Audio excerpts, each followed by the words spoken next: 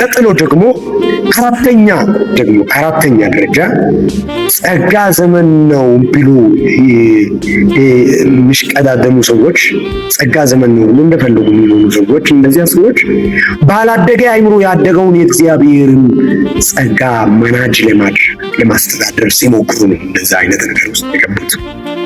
ጸጋ ዘመን ነው ብሎ እነሱ የሚናገሩበት ሌቭል ደረጃ ላይ ዝቅ ያሉት እንደዚህ አይነት የንግግር ሸለቆ ውስጥ የተጠቁበት ምክንያት አይምሮአቸው አላደገም። ባላደገ አይምሮ ያደገውን የእግዚአብሔርን ነገር ውስጣቸው ላይ ይዘዋሉና እነሱ አላደጉም። ውስጣቸው ላይ ያለ ነገር ግን ያደገ ነው።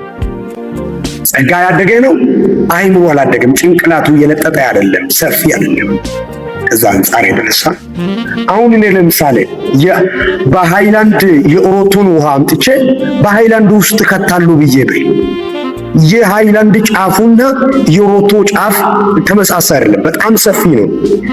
ያንን በሃይላንዷ እንትን ጫፏ ውስጥ አስገባለሁ ብዬ ብል መሬት ላይ የሚፈስ ይበልጣል። መሬት ላይ ይፈሳል። እኩል አይደለም። ልክ እንደዛ የእግዚአብሔር ነገር በጣም ትልቅ ነው፣ የበለጸገ ነው፣ የተለቀ ነው። ከአይምሮአችን በላይ ከአስተሳሰባችን በላይ ነው። ከልካችን በጣም የጠለቀውን የበለጸገው የእርሱን ጸጋ አይምሮ ሰፊ ካልሆነ፣ ልቦናችን በጣም ሰፊ ካልሆነ፣ ትከሻችን በጣም ሰፊ ካልሆነ ይፈሳል መሬት ላይ። ከምንጠቀመው የማንጠቀመው ይበልጣል። መሬት ላይ ይወድቃል ወይ የሆነ ነገር ይሆናል። መዝሙር ዳዊት ላይ መጽሐፍ ቅዱሳችን ሲናገር በአሮጌ አቁማዳ አዲሱን ወይን ጠጅ አትጨምሩ ወይም ይፈሳል ወይም ይፈነዳል የሚል ቃል አለ። በአሮጌ አቁማዳ ማለት በአሮጌ ማንነት አዲሱ ወይን ጠጅ ማለት የአዲስ ኪዳን ነገር ፍሬሽ ነገር አዲስ ኪዳን ወይም አዲሱን ወይን ጠጅ ማለት የእግዚአብሔር ነገር ፍሬሽ ነው። የእግዚአብሔር ነገር ትኩስ ነው። የእግዚአብሔር ነገር አዲስ ነው። ያረጀ አይደለም፣ አሮጌ አይደለም። የእግዚአብሔር ነገር ትኩስ ነው። ጸጋ ትኩስ ነው።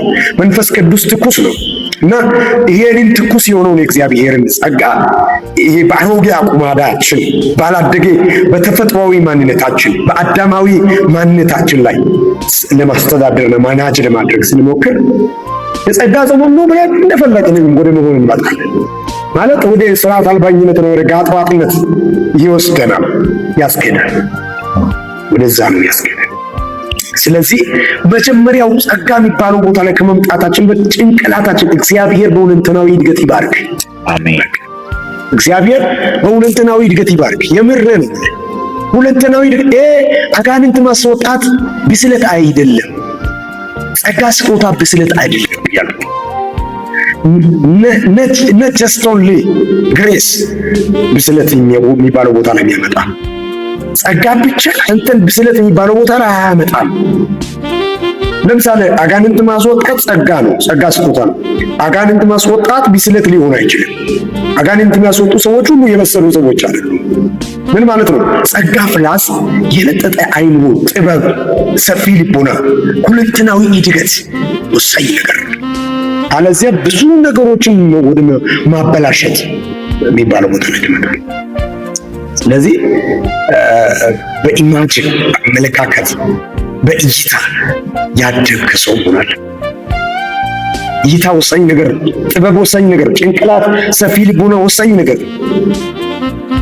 ጸጋ ብቻ ይበቃኛል ብለህ ብትል ጥሩ ነው፣ ግን ሁለንተናዊ እድገት ከሌለ ብዙ ነገሮችን ታበላሻለህ። አፕሮች ላይ የለ፣ አትራክት አታደርግም። የምታወራው ነገር ሰዎች ጋር አይመጣም፣ አይደርስም። ተቀባይነት የለም፣ ተሰሚነት ታጣለህ። ብዙ ነገሮችን ትጥሳለህ። ሁሉንም ነገር አትቀበልም፣ አይዋጥልም። ስለዚህ ከሰዎች ጋር በተቃራኒ ጫፍ እያወዛወዝክ ትኖራለህ። ተቃራኒ ጫፍ እያወዛወዝክ እንደዛ እንዳይሆን በደንብ እነዚህን ስቴፖችን በእግዚአብሔር ቤት ላይ የጸጋ አገልጋዮች መጠቀም። ጸጋ አንደኛ ቃላት መስራት በአልባኝነት አይደለም። እንደዛ ደግሞ ሁለት ጸጋ ዘመን ይብስብሃል፣ ቅጣት ፍርዱ ይብስብሃል ማለት ነው። ሶስት ደግሞ ባላደገ አእምሮ ያደገውን የእግዚአብሔር ጸጋ ማስተናገድ የለብህም። አራት ጸጋ ስጦታ ራሱ አስተማሪም ትምህርት ቤትም ነው እንጂ ጸጋ ዘመን ብለን የምንሯሯጥበት ሙድ ሌላ አይዛብ ሙድ ነው፣ የማይገባው ነገር ነው።